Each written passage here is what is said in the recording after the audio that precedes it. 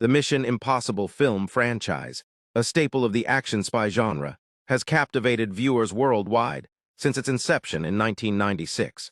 The movie series, based on the iconic 1966 television series of the same name, was the brainchild of Tom Cruise, a die-hard fan who wanted to bring the complicated world of the Impossible Missions Force, IMF, to the big screen.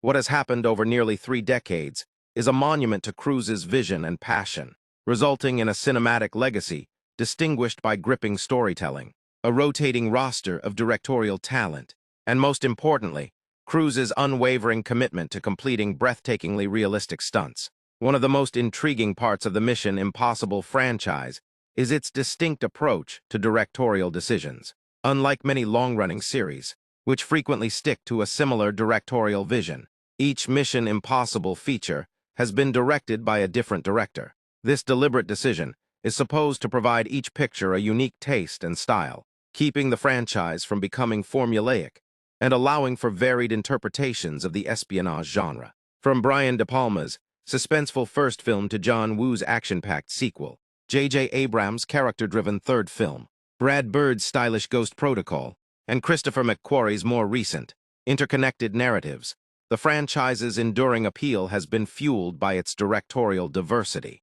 Christopher McQuarrie is the only director to have directed multiple Mission Impossible films, including Rogue Nation, Fallout, Dead Reckoning Part 1, and the upcoming The Final Reckoning, indicating a significant creative partnership in the series' later stages. However, perhaps the most distinguishing feature of the Mission Impossible trilogy is Tom Cruise's famed dedication to executing his own stunts. In a period dominated by CGI and visual effects, Cruise's emphasis on practical, often life-threatening stunts has become a series signature. This dedication lifts the action sequences to a level of visceral realism that few other games can rival. Examples abound. In Rogue Nation, Cruise famously hung from an Airbus, a 400M, as it took flight, a feat accomplished without the aid of visual effects. His passion to the underwater portions in the same film led him to practice to hold his breath for more than 6 minutes. Even seemingly minor scenes, like as the climactic knife battle in Mission Impossible 2, where Cruise insisted on using a genuine knife positioned dangerously close to his eye, demonstrate his dedication to accuracy. This dedication is not without risk. During the filming of Mission Impossible, The Final Reckoning, Cruise reportedly passed out many times while doing a stunt in which he clung to the wing of a 1930s biplane, flying at high speeds owing to a lack of oxygen. These astounding accomplishments not only deliver unrivaled thrills for the audience, but also cement Cruise's image as one of Hollywood's most daring and passionate performers.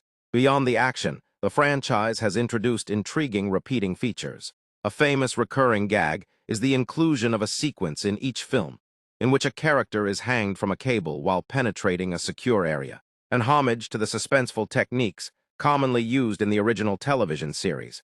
Furthermore, Ving Rhames as Luther Stickel is the only actor, except Tom Cruise, to appear in all of the Mission Impossible films, serving as Ethan Hunt's consistent and trustworthy ally throughout his deadly missions.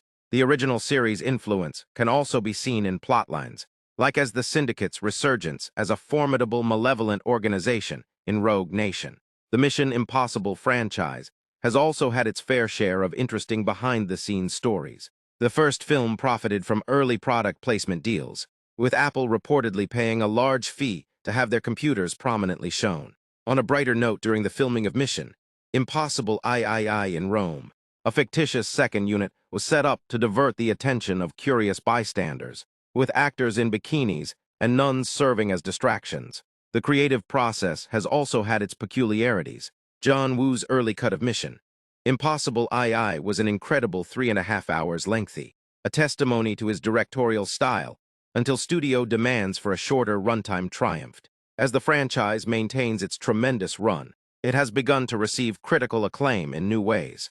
Mission Impossible Dead Reckoning Part 1 was a first for the series, getting Academy Award nominations for Best Visual Effects and Best Sound at the 96th Academy Awards in 2024, emphasizing the technical advances of subsequent episodes.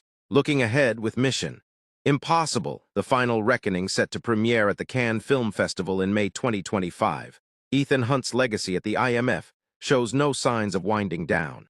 Inspired by Harrison Ford's successful career in the Indiana Jones films, Tom Cruise has even indicated a wish to continue creating Mission Impossible films into his 80s, promising more thrilling and impossible missions in the years to come.